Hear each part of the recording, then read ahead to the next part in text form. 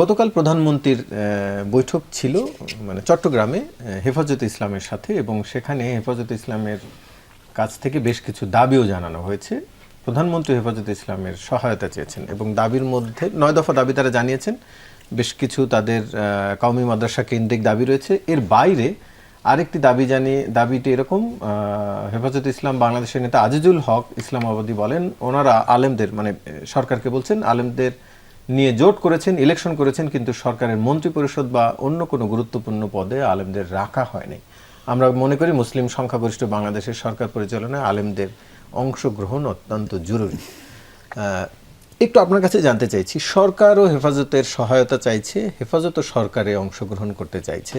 আবার এর আগে আমরা দেখেছি শেখ হাসিনাকেও হেফাজতে ইসলাম কওমি জননী বলে উপাধি দিয়ে দিয়েছিলেন। শুধু হেফাজত না, কওমি কেন্দ্রিক যারা শিক্ষা প্রতিষ্ঠান রয়েছে তারা। একটু আপনার কাছে জানতে চাই, নতুন করে এখানে কোনো জোটের সমীকরণ, রাজনৈতিক সমীকরণ আছে কিনা? ধন্যবাদ। এদের নিয়ে কথা বলাও এক ধরনের ঝুঁকিপূর্ণ আর কি।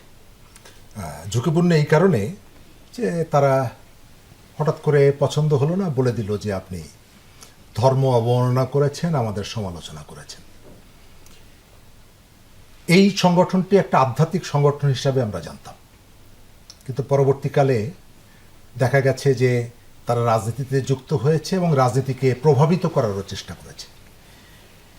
একই সাথে সরকারের নানা রকমের সুযোগ সুবিধাও গ্রহণ করেছে। আপনি শাপলা চত্বরের যে গণহত্যার অভিযোগ আনছেন, আবার সেই ঘটনার পর আপনি সেই শেখ হাসিনার সাথে দেখা করে তাকে কওমি জননী উপাধি দিয়েছেন। আবার জুলাইয়ের যখন রক্তঝরা আন্দোলন চলছে তখন গণভবনে গিয়ে বৈঠক করেছেন। তো মজার ব্যাপার হচ্ছে যে এইটার জন্য কখনোই আপনাকে আওয়ামী লীগের দোসর এই ট্যাগ দেওয়া হয় না। ট্যাগ দেওয়া হয় কোন বিশ্ববিদ্যালয়ের শিক্ষককে, কোন কাকে, এদেরকে। কারণ ভয়েসটা এরা তৈরি করে। এখনও আপনি দেখছেন শেখ হাসিনার কাছ থেকে রেলের জমি, নানা ধরনের সুযোগ সুবিধা নিয়েছে। কখন? তারা যাদেরকে বলে যে এত সংখ্যক মানুষ হত্যাকাণ্ডের পর, তারপরে, তার আগে হলে কথা শাপলা চত্বরের পরে। অর্থাৎ আমি যদি বলি যে লাশ বিক্রি করা হয়েছে, শুনতে খারাপ শোনাবে, কিন্তু রিয়েলিটি তো তাই। আবার আপনার মনে থাকার কথা, নারায়ণগঞ্জে আমরা প্রায় দেখতাম শামীম ওসমান এবং সেলিনা হায়াত আইভীর মধ্যে যখন রাজনৈতিক দ্বন্দ্ব হতো তখন এদের একটা অংশ শামীম ওসমানের পক্ষে দাঁড়িয়ে যেতেন এবং সেলিনা হায়াত আইভীর সম্পর্কে নানা রকমের বক্তব্য দিতেন। তাদের অনেককেই এই জায়গাগুলোতে আপনি এখন দেখতে পাচ্ছেন।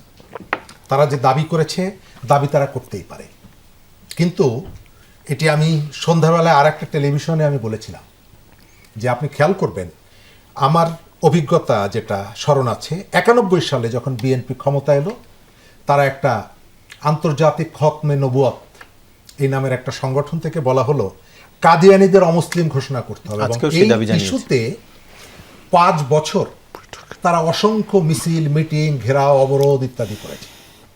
আবার 96 সালে বিএনপি যখন চলে গেল, এই দাবিটা আর আমি দেখিনি। 2001-এ অনেক জায়গায় সহিংস ঘটনা পর্যন্ত ঘটেছে এই দাবিটাকে নিয়ে। আবার এখন আসছে। আমার ধারণা যে বিএনপি হয়তো এই সময় তার রাজনৈতিক ভারসাম্যের কারণে, কারণ তার মানে বিরোধী দল হিসাবে জামাত এবং অন্যান্য ধর্মীয় দলগুলো যেহেতু একটা অবস্থান গ্রহণ করছে, ঠিক সেই জায়গাটা রাজনৈতিক ব্যালেন্স করার কারণে হেফাজতের সঙ্গে একটা সদ্ভাব গড়ে তোলার চেষ্টা করছে কিনা আমি জানি না। কিন্তু আমার যেটা অবজারভেশন, এদের ভেতর থেকে একটা অংশ নানা সময়ে যখনই বিএনপি সরকার ক্ষমতায় এসেছে তাদেরকে এক ধরনের চাপে রাখার কৌশল তাদের ছিল।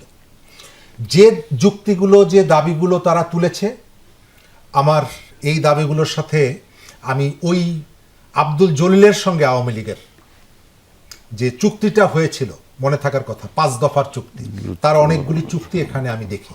তবে বাংলাদেশ এটি নির্দিষ্ট কোনো ধর্মের দেশ না।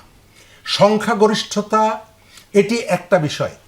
তার মানে কি এই যে আপনার এখানে 5 জন মানুষও যদি কোনো জনগোষ্ঠীর থাকে, আপনি তার অধিকারকে অস্বীকার করবেন? আপনি বারবার যদি সংখ্যাগরিষ্ঠতার ভিত্তিতে সিদ্ধান্ত নেন, তাহলে আমেরিকায় তো খ্রিস্টানরা সংখ্যাগরিষ্ঠ, সারা পৃথিবীতে সংখ্যাগরিষ্ঠতার দিক থেকে, সংখ্যার দিক থেকে কারা সংখ্যাগরিষ্ঠ? নিশ্চয়ই আমরা হিন্দু ধর্ম বা অন্যরা না। তাহলে পৃথিবীটা কি ওই সংখ্যাগরিষ্ঠতার মতামত অনুযায়ী চলবে? নিশ্চয়ই না। আপনি যদি গণতান্ত্রিক ব্যবস্থার প্রতি আপনার শ্রদ্ধা থাকে, কতগুলো নর্মস আপনাকে মেনে চলতে হবে। আমার ধারণা এই জায়গাটায় বিএনপি যদি কোনোভাবে দুর্বলতা প্রদর্শন করে, তাহলে তারা এখানে এক ধরনের রাজনীতি ইন্ট্রোডিউস করবে। আবার আমি মনে করিয়ে দিই যে এই দেশটা সবার দেশ, সুতরাং একটা নির্দিষ্ট কোনো গোষ্ঠীর কাছে আপনি মাথা নত করবেন, তাদের যা চাইবে সেটি আপনি পূরণ করবেন, এটা গ্রহণযোগ্য হবে না।